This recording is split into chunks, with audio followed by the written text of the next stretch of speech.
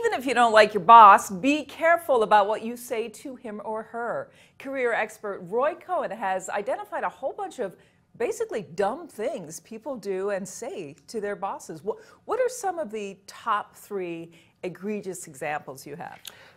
Well, no two bosses are alike, so what may be shocking and disappointing to one boss could be just business as usual for another boss. So I found that there are a couple of core themes that bosses dislike to see in employees: when they're unmotivated, when they're not loyal, and when they don't really have their boss's best interests in mind. So those 3 themes then, and they may be a little controversial.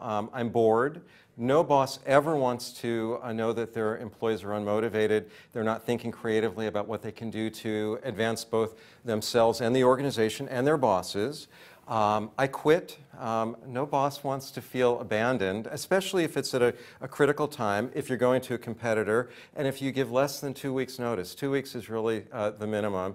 And the third, and this is really the most controversial, I'm pregnant. And I've spoken to a number of people about that disclosure, and they recognize that it's not politically correct, but it is very disruptive.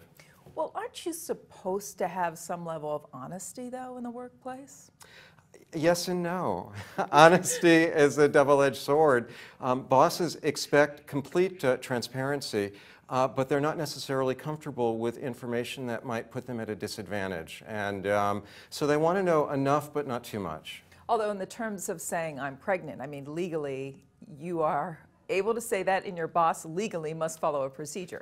Absolutely. And being pregnant is a beautiful thing, and it's a wonderful development, but it is potentially disruptive for your boss and for the work that your boss is trying to accomplish, because as you know, so many people now are being squeezed in every possible direction, and when you discover that one of your key employees may be out for a couple of months, I think the first reaction is, oh my God, what am I going to do?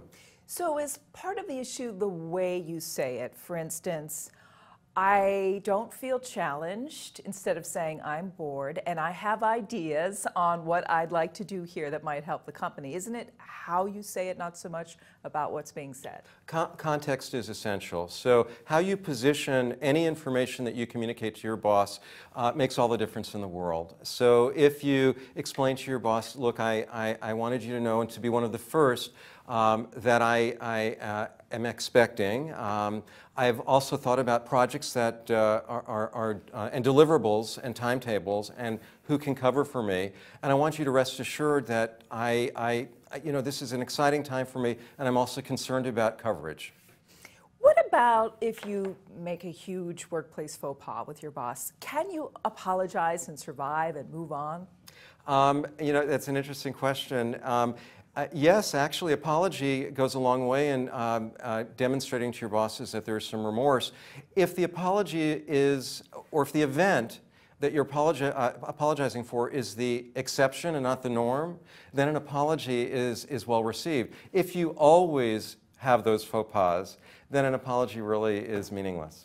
Why would a boss care so much about what is being said? Don't they have to worry about making money and cutting costs and all those other very difficult things that the executives do? Sure, absolutely. Bosses need to be aware of deliverables and projects and timeframes. They also want to make sure that the people who are working for them have shared values and intentions, and that they're working together, playing well together in the sandbox.